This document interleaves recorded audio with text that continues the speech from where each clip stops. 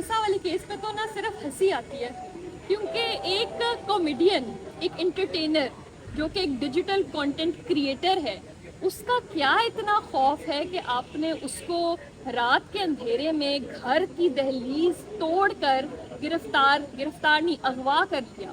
तो ये तो आप देखें, ये कितनी अजीब बात है कि एक बंदा जिसने बिल पाकिस्तान खा गए हुक्मरान, खा गए सारा मुल्क हुक्मरान, तो इसमें कोई गलत बात तो नहीं है। और अगवा करके उन्होंने एक तरह से फ़ायदा ये कर दिया कि वो वीडियो, जो गाना पहले 10 लाख 20 लाख या 25 लाख लोगों ने सुना था, वो अब उसकी व्यूअरशिप मिलियंस में जा रही है। उसके यूट्यूब चैनल से तो डिलीट करा दी, जो अगवाकारों का मेन पर्पस था वो तो अचीव हो गया, लेकिन अब ये पूरी दुनिया में ये गाना जो है वायरल जा रहा है। और इसका भी क्रेडिट हमारी लॉ इन्फोर्समेंट एजेंसीज को ही जाता है कि इन्होंने गाना बहुत वायरल कराया और उसमें मदद की। अब हमारे जो डिटेंशन में जिनको रखा हुआ, इलीगल हिरासत में रखा हुआ है ऑन अली कोसा, उनको छोड़ दें, क्योंकि मकसद आपका पूरा हो गया। कोर्ट में क्या प्रोसीडिंग हुई है इसकी? आज सीसीपीओ को डायरेक्शन हुई है, सीसीपीओ को कहा गया कि उसको पेश करें ट्यूसडे को, और सीसीपीओ आएंगे, रिपोर्ट देंगे और बताएंगे कि ये ऑन अली कोसा को किसने उठाया और ये किसकी हिरासत में है।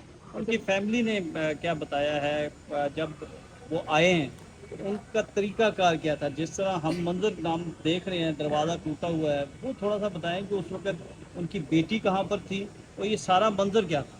देखिए, रात के 2 बजे हुए थे और घर के अंदर जाहिर बात है पूरी फैमिली होती है, और जिस तरीके से आपने देखा दरवाज़ा टूटा हुआ है और बहुत बुरे तरीके से टूटा हुआ है, तो पहले इन्होंने दरवाज़ा खटखटाया, नॉक किया और इन्होंने ये कहा कि नीचे आपकी गाड़ी जो खड़ी हुई है पार्किंग में वो लग गई है, लिहाजा आके ज़रा देख लें कि वो गाड़ी का क्या हाल है। अस्सलाम वालेकुम सर। इन्होंने दरवाज़ा उस वक्त नहीं खोला, इन्होंने तमीज़ी करके मैन हैंडल करके उनका फ़ोन हिरासत में लिया गया, उनका लैपटॉप हिरासत में लिया गया, उनका डिजिटल कैमरा हिरासत में लिया गया। वो सारी इक्विपमेंट जिससे वो वीडियोस बनाते थे, डिजिटल कंटेंट बनाते थे, असल में मकसद उन चीज़ों को उठाना था, तो वो उठा लिया।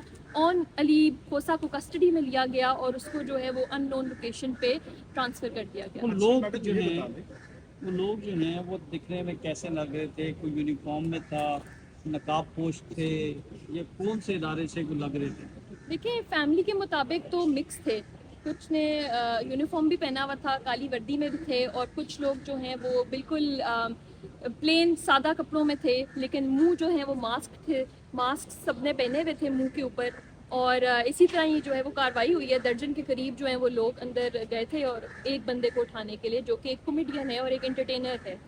अच्छा मैडम, ये बताइएगा कि यहाँ पर जितने भी मुर्गियों की दरख्वास्तें आ रही हैं, अब ज़्यादातर जो है वो लोग इस्लामाबाद हाई कोर्ट से रजू कर रहे हैं, क्या कोई पैगाम दिया जाता है मतलब लाहिकीन को कि आप इस्लामाबाद चले जाएं? आपकी जिन लोगों की आप वकील हैं उनको भी कोई फैमिली से पैगाम दिया गया? मायूस हो जाते हैं। मेरे ख्याल में लाहौर हाई कोर्ट से लोगों की उम्मीदें जो हैं वो बिल्कुल उठ गई हैं, क्योंकि एक हेबियस पिटिशन है जो डे टू डे चलनी चाहिए। हमने जितने लोग भी सोशल मीडिया एक्टिविस्ट रिकवर कराए हैं, वो रिकवर इसीलिए हुए हैं क्योंकि जस्टिस तारिक सलीम शेख ने एक दिन केस सुना, अगले दिन के लिए बुला लिया, उससे अगले दिन पे रखा, डे टू डे प्रोसीडिंग्स की।